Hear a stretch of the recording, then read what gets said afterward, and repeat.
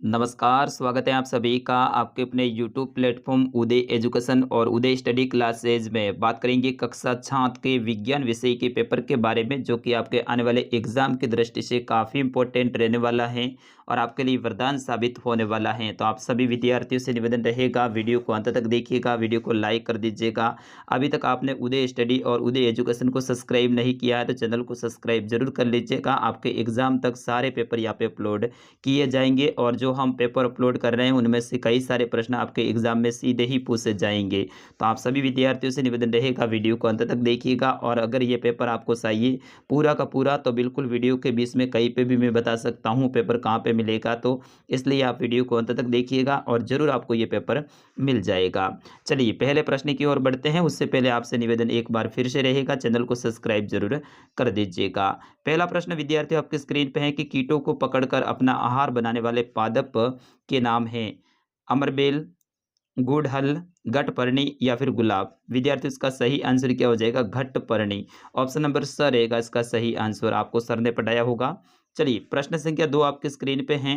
निम्नलिखित में से किस से ऊन प्राप्त नहीं होती है? यानी आपको बताना है कि इनमें से किस से है ऊन प्राप्त नहीं होती है। याक, ऊंट, बकरी या फिर घने बाल वाला कुत्ता। तो विद्यार्थियों इसका सही आंसर क्या हो जाएगा? बिल्कुल इजी सा प्रश्न है। घने बाल वाला कुत्ता है उसकी ऊन अपन प्राप्त नहीं करते, यानी उपयोग में नहीं लेते हैं। तो ऑप्शन नंबर द रहेगा इसका सही आंसर। चलिए प्रश्न संख्या 3 आपके स्क्रीन पे है कि HCl अम्ल का पूरा नाम क्या है? हाइड्रो ऑक्साइड, सोडियम क्लोराइड, हाइड्रोक्लोरिन अम्ल या फिर उपयुक्त सभी। HCl का आपको पूरा नाम बताना है। विद्यार्थियों ये सारे के सारे प्रश्न आपके एग्जाम में आने वाले हैं, तो इसका सही आंसर क्या हो जाएगा? हाइड्रोक्लोरिक अम्ल। ऑप्शन नंबर स रहेगा इसका सही आंसर। चलिए अगला प्रश्न है कि अम्ल स्वाद में होते हैं कड़वे, खारे, मीठे या फिर खट्टे। तो विद्यार्थियों इसका सही आंसर क्या हो जाएगा? सोते का अम्ल हैं वो स्वाद में कैसे होते हैं? बिल्कुल ये खट्टे होते हैं। ऑप्शन नंबर द रहेगा इसका सही आंसर। अम्ल और क्षारक वाला पार्ट है जो आपका, उससे ये प्रश्न लिया गया है। चलिए प्रश्न संख्या 5 है। इसमें आपको क्या करना है? रिक्त स्थान की पूर्ति करनी है, यानी खाली जगह को भरना है। तो इसमें देखिएगा पहला ऑप्शन आपके सामने है अ। मानव शरीर की सबसे बड़ी ग्रंथि का नाम खाली जगह है, यानी मानव शरीर की सबसे बड़ी ग्रंथि है वो कौन सी है? तो विद्यार्थी इसका सही आंसर क्या हो जाएगा? यकृत। ठीक है, तो यहाँ पे आपको लिखना है यकृत। तो मानव शरीर की सबसे बड़ी ग्रंथि है वो यकृत है। चलिए ऑप्शन नंबर ब आपकी स्क्रीन पे है कि रेशम फाइबर खाली जगह से बने होते हैं। बिल्कुल रेशम फाइबर है वो किससे बने होते हैं? प्रोटीन से। ठीक है, तो यहाँ पे लिखोगे प्रोटीन। चलिए तीसरी खाली जगह है कि प्राकृतिक रंजक लिटमस को खाली जगह से निष्कर्षित किया जाता है, यानी लिटमस को किससे निष्कर्षित किया जाता है? तो विद्यार्थी इसका सही आंसर हो जाएगा लाइकनेस से। ठीक है, तो बिल्कुल अगला प्रश्न है प्रश्न संख्या 6। प्रकाश संश्लेषण किसे कहते हैं? बिल्कुल आपको बताना है प्रकाश संश्लेषण किसे कहते हैं। तो विद्यार्थियों सूर्य की उपस्थिति में पेड़ पौधे अपना जो भोजन बनाने की जो प्रक्रिया होती है उसे प्रकाश संश्लेषण कहते हैं। यानी पादप जगत है, यानी पादप है वो अपना भोजन है प्रकाश संश्लेषण के द्वारा बनाते हैं वो, और वो भी सूर्य की उपस्थिति में। ठीक है, चलिए अगला प्रश्न है पोषक किसे कहते हैं? पोषक किसे कहते हैं? तो सजीवों द्वारा भोजन ग्रहण करने की जो प्रक्रिया होती है उसे पोषक कहा जाता है। यानी जो जीव जंतु हैं जो भोजन प्राप्त करते हैं तो उनकी जो प्रक्रिया होती है उन्हें क्या कहते हैं? पोषण कहते हैं। अगला प्रश्न 8वां है कि डीएनए का पूरा नाम क्या है? विद्यार्थी ये सारे के सारे प्रश्न आपके एग्जाम में आने वाले हैं। तो डीएनए का पूरा नाम क्या है? बिल्कुल डी ऑक्सी राइजो न्यूक्लिक अम्ल। ठीक है ना, तो ये हो जाएगा डीएनए का पूरा नाम। अगला प्रश्न है आवर्तकाल किसे कहते हैं? आवर्तकाल किसे कहते हैं? तो प्रति सेकंड होने वाली जो दोलन की संख्याओं का जो आवर्तकाल है उसे ही कहते हैं। ठीक है ना, प्रति सेकंड जो दोलन होता है उसे क्या कहते हैं? आवर्तकाल कहते हैं। चलिए प्रश्न संख्या 10 आपकी स्क्रीन पे है। अभिमार्जन किसे कहते हैं? अभिमार्जन किसे कहते हैं? विद्यार्थी वैसे मैं आपके विज्ञान का टीचर नहीं हूँ, सामाजिक का हूँ, लेकिन फिर भी मैं कोशिश कर रहा हूँ सारे प्रश्नों के सही उत्तर बताने की ताकि आपको भी याद हो जाए। तो 10वें का सही आंसर क्या हो जाएगा?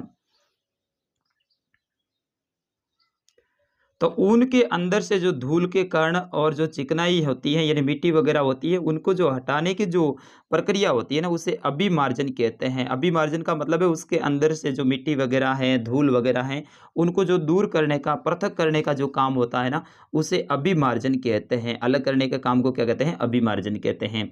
चलिए प्रश्न संख्या 11, दांत कितने प्रकार के होते हैं? नाम लिखिए। तो विद्यार्थियों, दांत है वो कितने प्रकार के होते हैं? 4 प्रकार के होते हैं, ध्यान रखना है। कितने प्रकार के? 4 प्रकार के। एक तो होता है कृतक, एक रदनक, एक होता है स्वर्णक और एक होता है अग्रस्वर्णक। ठीक है, इस तरह से 4 प्रकार के दांत होते हैं। चलिए प्रश्न संख्या 12, निष्कासन किसे कहते हैं? बिल्कुल आपको बताना है निष्कासन किसे कहते हैं। तो अवशिष्ट पदार्थों को बाहर निकालने की जो प्रक्रिया होती है उसे निष्कासन कहा जाता है। चलिए प्रश्न संख्या 13, अम्ल तथा क्षारक के बीच में अंतर लिखिए।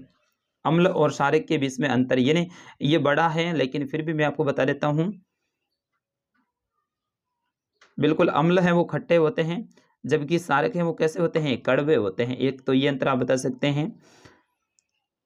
अम्ल है वो नीले रंग को लाल कर देते हैं, जबकि क्षारक है वो लाल रंग को नीला कर देते हैं। उदाहरण की बात करें तो इसमें अम्ल में आपका हो जाएगा HCl, ठीक है, HCl, और क्षारक में आपका हो जाएगा NaOH, ठीक है, ये हो जाएगा आपके क्षारक में।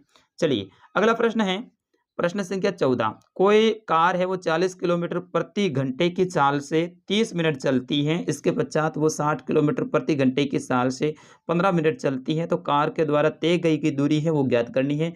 विद्यार्थी इसका उत्तर बड़ा होगा, मैं नहीं बताऊंगा। ठीक है, चलिए प्रश्न संख्या 15, मानव हृदय का सचित्र वर्णन करना, यानी मानव का हृदय यानी दिल है उसका सचित्र आपको वर्णन करना है, और चित्र भी बनाना है और उनके भागों के नाम भी लिखने हैं। प्रश्न संख्या 16, आमाशय में भोजन का पाचन किस प्रकार होता है? चित्र सहित बताना है, यानी आमाशय के अंदर भोजन का पाचन कैसे होता है उसका भी आपको चित्र सहित बताना है। विद्यार्थी ये काफी इंपॉर्टेंट प्रश्न है, सारे के सारे आपके एग्जाम में आएंगे। अच्छी तैयारी के लिए आपको इन सारे प्रश्नों को याद करना पड़ेगा। चलिए अगला प्रश्न देखते हैं। अगला प्रश्न है आपका 17वां, उदासीनीकरण किसे कहते हैं? एक उदाहरण देते हुए समझाइए। उदासीनीकरण किसे कहते हैं? एक उदाहरण देते हुए आपको समझाना है। और अंतिम प्रश्न है कि भौतिक परिवर्तन तथा रासायनिक परिवर्तन में अंतर लिखिए। तो विद्यार्थियों ये था कक्षा 7 का विज्ञान विषय का पेपर। अगर आपको ये पेपर की PDF चाहिए, यानी पूरा का पूरा पेपर आपको डाउनलोड करना है, तो बिल्कुल आपको डाउनलोड करने का मौका मिल रहा है।